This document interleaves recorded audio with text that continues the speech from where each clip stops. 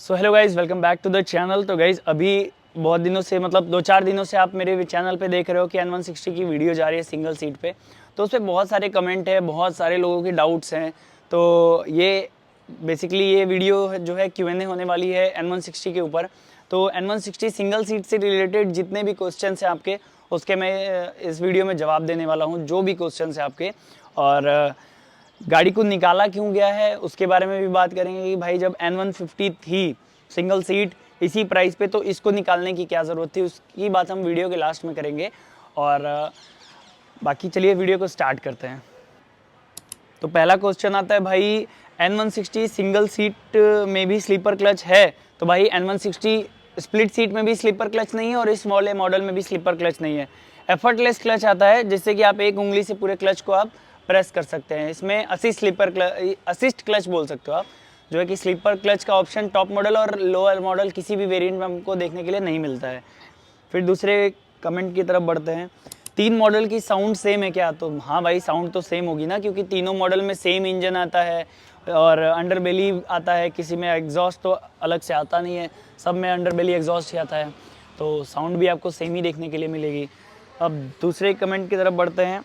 Bro, मेरा dream bike है मगर ऑयल कूलिंग हटा दिया है कंपनी ने, इसलिए बाइक लेने का कोई सेंस नहीं बनता। ब्रो, क्या हम आफ्टर मार्केट लिक्विड कूलिंग मतलब ऑयल कूलिंग लगा सकते हैं N160 का?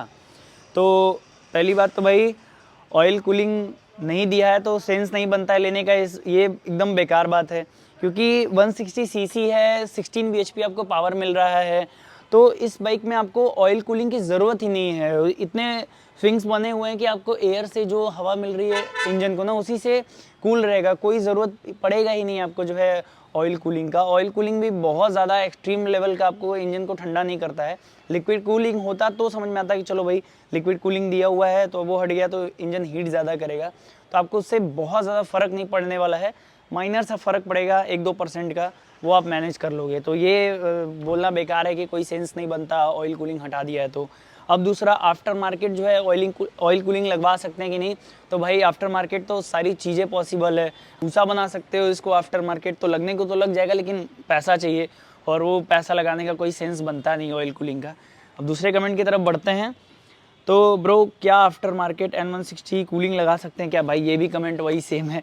तो भाई लगा सकते हो, लगाना अगर तुम्हारे पास अफराद पैसा है, बहुत सारा पैसा कमा रहे हो, घर में बढ़िया रईसी है, तो लगवा सकते हो, कोई दिक्कत नहीं है।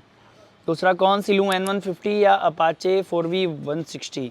तो भाई देखो, दोनों ही बढ़िया बाइकें हैं। अब 150 लेने का मुझे सेंस बनता नहीं है क्योंकि सेम प्राइस है N160 का और 150 का।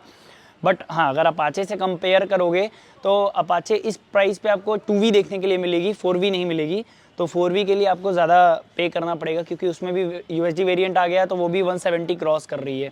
तो अगर आप 2V से कंपेयर करोगे तो दोनों ही बाइकें देखो अच्छी हैं।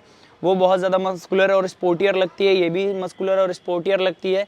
डिफरेंट आपको पता चलता है पावर में आपको अपाचे थोड़ी ज़्यादा इन्हांस मिलेगी और N160 थोड़ी सी कम पावरफुल है अपाचे 2A के कंपैरिजन में। बट अगर क्वालिटी की बात करोगे, फिट एंड फिनिश की बात करोगे, तो कहीं ना कहीं 1-2% शायद N160 आपकी ज़्यादा ले जाती है।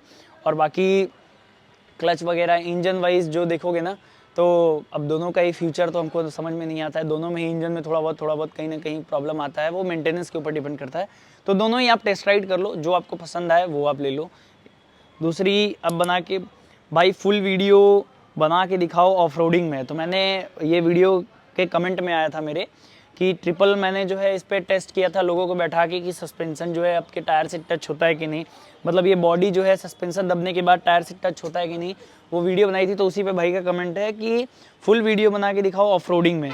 तो सबसे पहली बात तो ट्रिपलिंग तो अलाउड ही नहीं है गवर्नमेंट से भी, और ट्रिपलिंग के लिए बाइकें बनी भी नहीं होती है, तो उसी हिसाब से सस्पेंसन का डिज़ाइन किया रहता है। बट हाँ, अगर आप इमरजेंसी सिचुएशन में हटाओगे तो उतना भी टच नहीं होगा, बहुत चिपक जाएगा, गैपिंग थोड़ी रह जाएगी, ये मैं कहता हूँ। तो दूसरा कमेंट जो आता है कि वेरिएंट का लोगों को कन्फ्यूज़न है कि N160 USD वाली बंद हो जाएगी क्या, या फिर N160 की टॉप मॉडल बंद हो जाएगी क्या? तो नहीं भाई, ये वेरिएंट ऐड किया है कंपनी ने। 2 मॉडल में आती थी N160, एक USD और एक टेलीस्कोपिक। दोनों में स्प्लिट सीट था, बट सिंगल सीट का ऑप्शन देखने के लिए नहीं मिलता था। वही कंपनी ने सिंगल सीट के लिए एक ऑप्शन ऐड कर दिया कि आप एक ऑप्शन बन जाएगा 3 वेरिएंट में आएगी अब, यूएसडी, टेलीस्कोपिक और सिंगल सीट, 3 वेरिएंट है आपके पास। सिंगल सीट अगर आप लेना चाहो तो ले सकते हो, ये एक टाइप का वेरिएंट है, कोई बाइक डिसकंटिन्यू नहीं हो रही है या कोई बाइक नया आया नहीं है।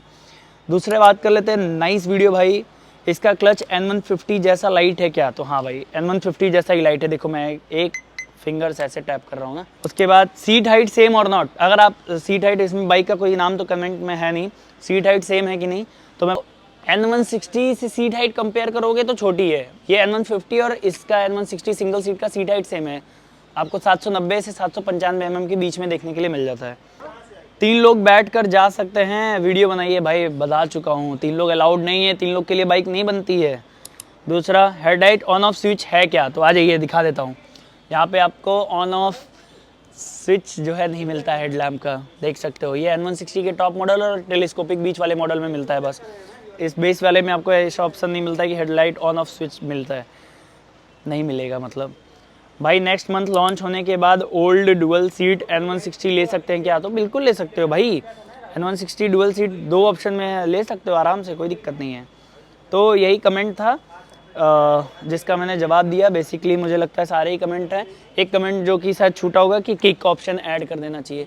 तो भाई इंजन बनाने में जो है ना बहुत टाइम लगता है, तो N160 में किक ऐड करते तो ज़्यादा पैसा जाता है, तो फिर गाड़ी का प्राइस भी बढ़ता है, तो इसलिए नहीं है, ज़्यादा अच्छा है, उससे कोई फ़र्क भी नहीं पड़ता है। तो चलिए आपको बताते हैं भाई इस मॉडल को क्यों ऐड किया गया। पहले तो N150 आती थी, जिस प्राइस पे N150 आती थी उसी प्राइस पे अपाचे 160 2V मिलती थी देखने के लिए, तो इसीलिए वो 160 हो जाती थी, और N जो है वो 150 150 सीसी में होती थी, तो कहीं ना कहीं थोड़ा सा 10 सीसी का लोगों को माइंड में वो अखड़ता था, इसलिए वो 150 पल्सर ना लेके चले जाते थे अपाची की तरफ। तो वही कंपनी ने ध्यान में रख के लोगों के लिए एक नया वेरिएंट ऐड कर दिया 160 में, ताकि उनके पास प्राइस कम देना पड़े, N160 की पावर मिले और सिंगल सीट मिले, तो इसके लिए कंपनी ने इसको लॉन्च किया। वीडियो अच्छी लगी तो लाइक कर दीजिएगा, अपने फ्रेंड्स के साथ शेयर कर दीजिएगा, और कोई क्वेश्चन होगा तो कमेंट में पूछ लीजिएगा, नेक्स्ट वीडियो भी आ जाएगी।